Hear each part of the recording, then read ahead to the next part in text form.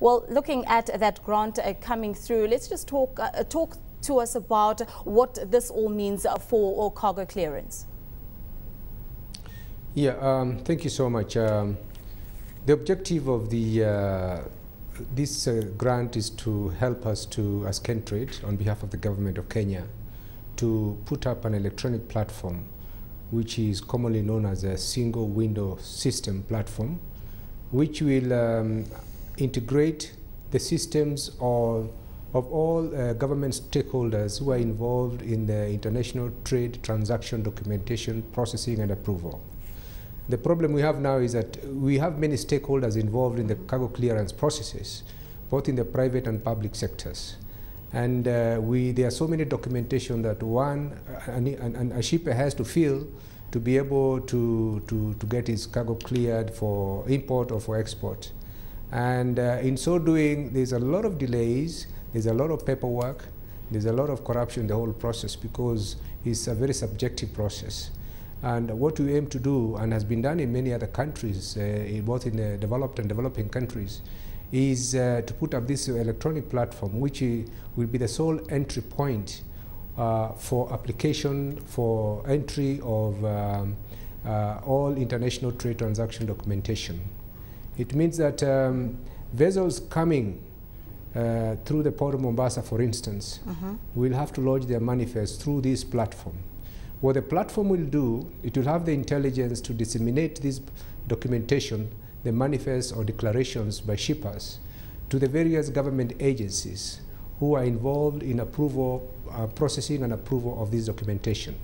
So you avoid that human contact, and you avoid issues to do with delays, the paperwork, and you avoid completing same information so many times to different government departments. You'll just fill it once, and the same information is shared by the various government departments.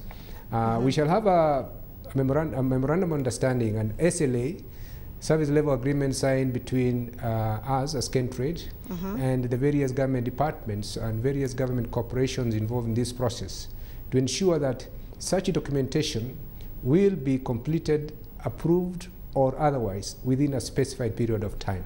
So the objective that we are aiming to have is 3 days maximum stay at the port, 1 day at the airport, and not more than an hour at the border post. I'm sure a lot of companies would appreciate that. And how long do we see, could we see this process taking, and when can we expect completion to come through?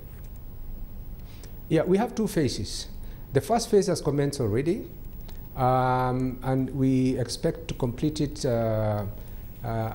between June and October next year, depending on a few other factors. As you know, it's a cross-cutting project, and we have to deal with many stakeholders. There is also change management issues, because some people might feel that we are taking away some work which belongs to them. And but that notwithstanding, we aim to integrate the systems of the major stakeholders like Kenya, the Revenue Authority, the Port Authority, the Bureau of Standards, the Port Health, the Plant Health Department, and so on in the first phase. That is up to between June and October next year. And thereafter, the second phase will involve integration of other state corporations which issue permits, shipment permits. Currently the permits are manual, but we expect them to be electronic in future during that phase, so that they can be able to be integrated the platform, so that when you fill your declaration, your import entry or export entry, whichever requires a shipment permit, the application can be made electronically online, and response approval comes online from these government agencies. So by mid 2014, the second phase should be there. Also, the second phase is important because it has a module known as dynamic risk management module. This is very critical because it will help the agencies to do what we call risk management, risk profiling electronically. At the moment, it's very subjective, but all the data will be programmed in a system, in a module whereby when you lodge your declaration, the system will be able to classify you as to whether you are green, yellow channel or red channel. So that will be done electronically. So we expect that by mid-2014, the second phase will be finished. Well, you touched on less human interaction when the system comes through, but a lot of people will be asking questions about jobs that will be lost. How many jobs could we see being lost with this system being implemented?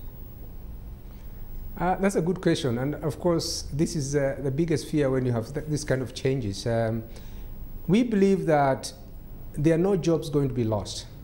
What we are trying to do is to ensure that everybody involved in what they are doing does something productive. The economy stands to gain, and as the economy gains in terms of attracting more investments because of improving our atmosphere of doing business, welcoming more investors, more jobs will be created. Actually, more jobs will be created.